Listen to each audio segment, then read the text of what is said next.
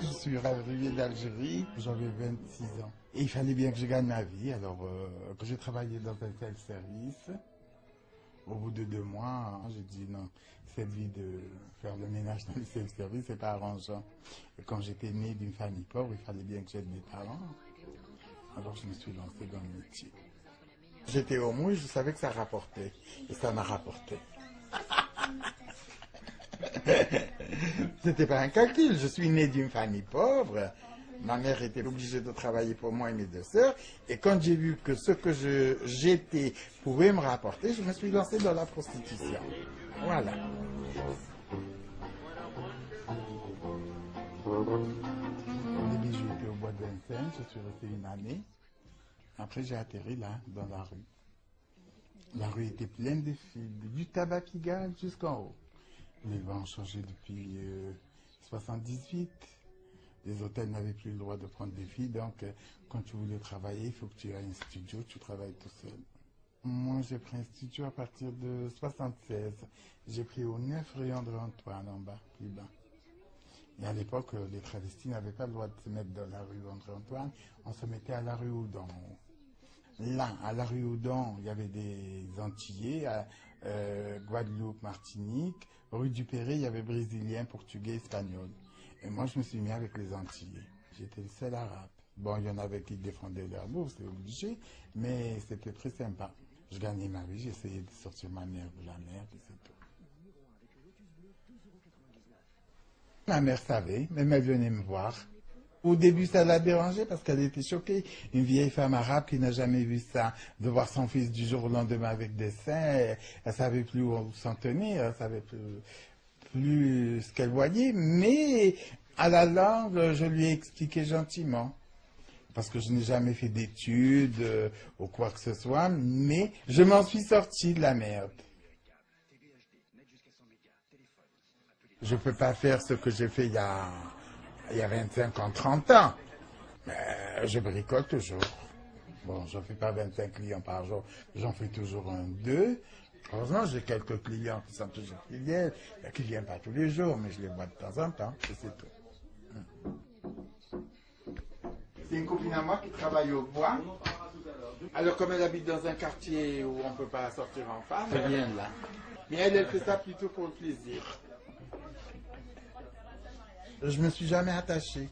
Parce que si je m'attache à quelqu'un, alors à l'époque que je me prostitue, je gagnais bien ma vie, le mec serait pas amoureux de moi, il serait amoureux de ce que je rapporte. Voilà, donc moi, comme je suis né d'une famille pauvre, il fallait que tout rentre dans la caisse. Bon, je me suis amusé à ma façon, mais pas en prenant un mec à qui je donnerais de l'argent. Voilà. Voilà. Le plaisir, pas dans la rue. Le plaisir, après la rue. Les gens qui partent, ils ne seront jamais remplacés dans le quartier. De toute façon, tous les travestis qui sont dans le quartier, il n'y en a aucun d'eux qui a moins de 60 ans. Et il n'y aura pas de travesti qui va venir arriver et acheter. Parce que les studios dans le quartier deviennent de plus en plus chers. Donc un petit travesti qui arrive, il est obligé de passer par les grands boulevards, aller au bois, faire des économies et acheter. C'est devenu trop dur. Pigalle, c'était Pigalle.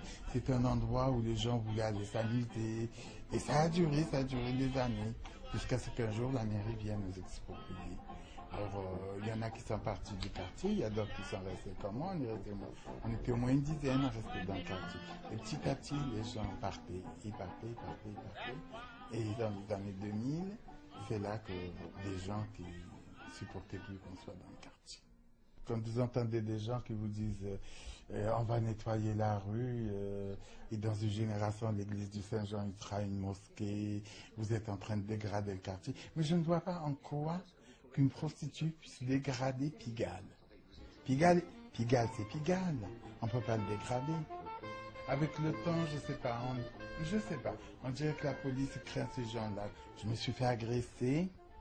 J'ai porté plainte 4 fois. Et jamais j'ai eu. Jamais.